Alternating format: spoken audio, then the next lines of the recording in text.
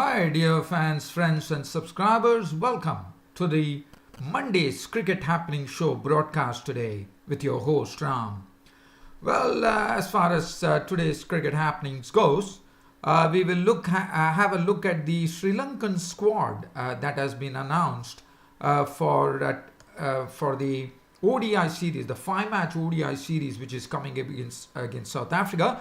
And I'm sure this the Sri Lankan team would be absolutely buoyed up to take on South Africa in the ODI series, especially after the newfound confidence by winning the first test match against South Africa, which stunned the cricketing world, one could say, because there were absolute no-hopers. So let's talking about the five-match ODI series, which is beginning in Johannesburg at the Bull Ring on 3rd of March. So the team has been named. Well, if you look at the team, Lasith Malinga is the one who is going to be leading the side. Niroshan Dikwala will be the vice captain of the side. Avishka Fernando. Upul Taranga comes back. Kushal Perera, we all know now, he is someone who has really made, after that knock of his, I think there is no one to displace him now. I mean, he has gone top of the ICC test rankings as well as a batsman. And Kushal Perera, let me tell you, he has played the innings of his life, according to me. Kushal Mendes, who has not been in some good form, is still there, and he's definitely a wonderful talent. As we all say, as we have always been saying, class is permanent, and that's what Kushal Mendes. Form is temporary, but class is permanent. Dhananjay De Silva, Tissara Pereira, who has been definitely doing a great job for Sri Lanka in ODI and T20s. Akila Dhananjaya was under a bit of a cloud after he was pulled up for a bowling action. Still has to be totally cleared, but he has been included.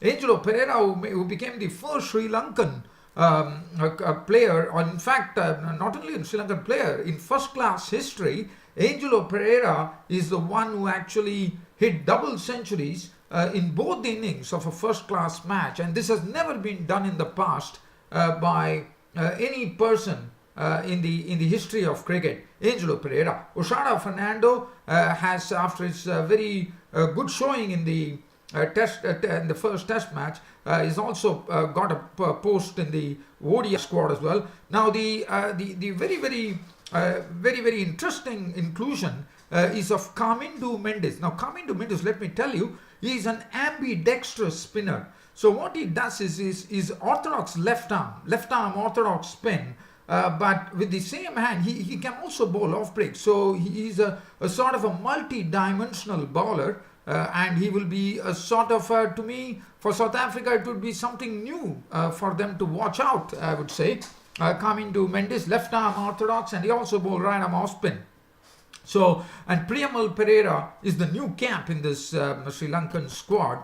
And coming to Mendes can also bat, let me tell you that. And Priyamal Pereira is someone who is a batting all-rounder. He's in some good form in the domestic tourneys there in Sri Lanka. Isuru Udana, after coming back, Isuru Udana has always been in and out of the side, but he's basically a specialist ODI and T20 player. Isuru Udana comes back. Vishnu Fernando keeps his place after performing very well in the test match.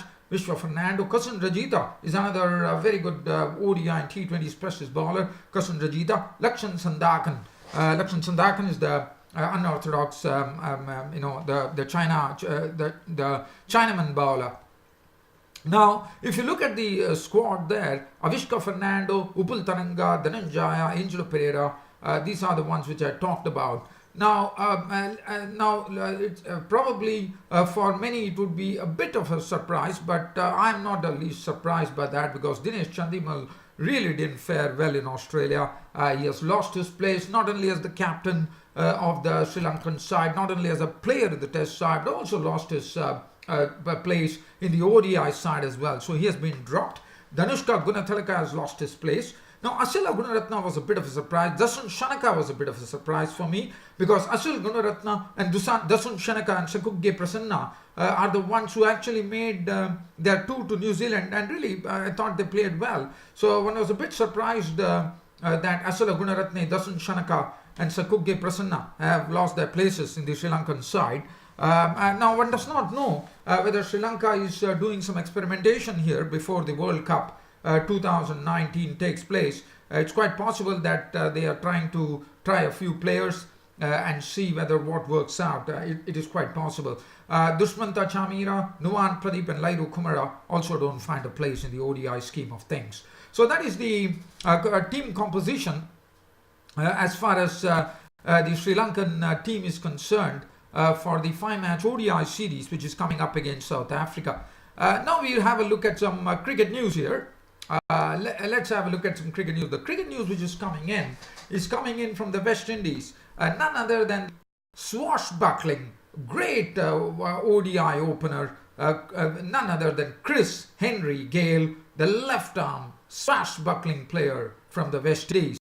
And Chris Gayle, the reason I'm talking about Chris Gayle today is that this wonderful player in one-day internationals and limited overs versions, Chris Gayle, who holds the record for the fastest T20 century in IPL, as you would remember. Now this gentleman, Chris Gayle, is going to be retiring from ODIs. To me, it comes as a surprise. I would have really loved Chris Gayle to retire from Test matches, but on the other hand, Chris Gayle has decided to retire from one-day international. That's come as a bit of a surprise for me here, but nevertheless, that's Chris Gayle's decision.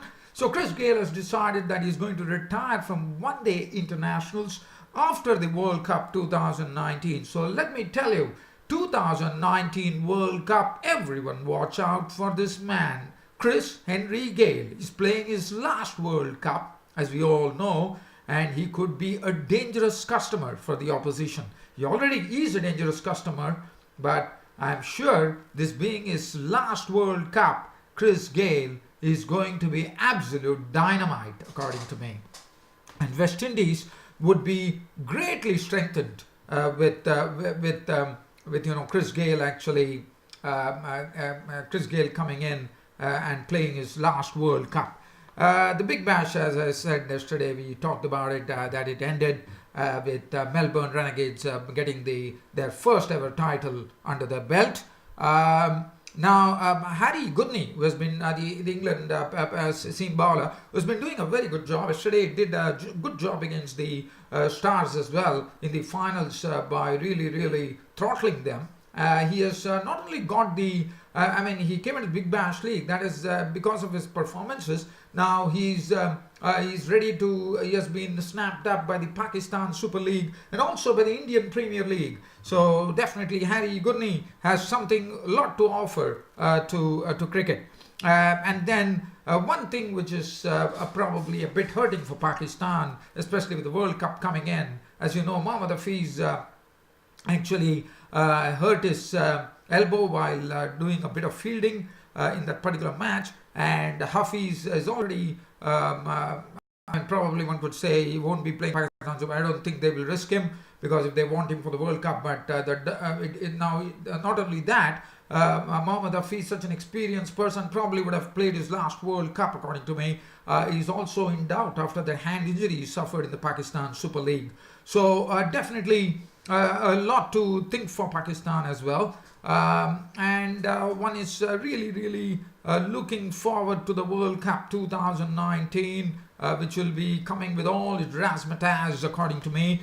And one has to say that they would be hoping that Mohammad Hafiz probably does not play the Super League, but definitely gets fit for the World Cup. To me, Mohammad Hafiz would be probably playing his last World Cup for Pakistan. So whatever the case, so I just wanted to share these things with you, dear fans and subscribers. And there was also some talk going on about stump mics being given. Now, stump mics, my opinion or my take of the story here. Stump mics, we have seen a lot of incidents which have happened. One is Rishabh Pant and Tim Payne, the Australian wicket keepers, not really clashing, having a bit of a banter behind the stumps. And then we had the episode between Shannon Gabriel, who has been suspended for 4 one-day internationals, having a sort of a banter with Joe Root, which really was on a very serious note, one could say. And so these are things which have been going along Now, stump mics would be a good way. It really provides a lot of entertainment for the people who are watching it on the telly, because you could really catch what the players are telling, what's there on their minds. It's really very interesting to really hear that. But let me tell you, the stump mics, according to me, would also make a big difference, because what it would do is it would put every player on absolute guard before they utter any particular words or whatever you call it. It will make them absolutely conscious about it, and they would know what to utter when. And I think that would also be something which would be good. But definitely, if it is going to be, everything should be a friendly banter. That is something that the audience is going to enjoy when they are watching it on the telly, when the stump mics are going to catch it. So, but other than that, at least they can refrain from. And I think with stump mics being put, I think this cricket, this particular game of cricket, which could really become a gentlemanly game of cricket, and it will definitely uphold the spirit of the game. Well, dear fans and subscribers, it was a real pleasure bringing you this cricket broadcast today. I hope you all enjoyed this broadcast of mine. And with this being said, it's time for me to sign off this on a Monday. Thank you.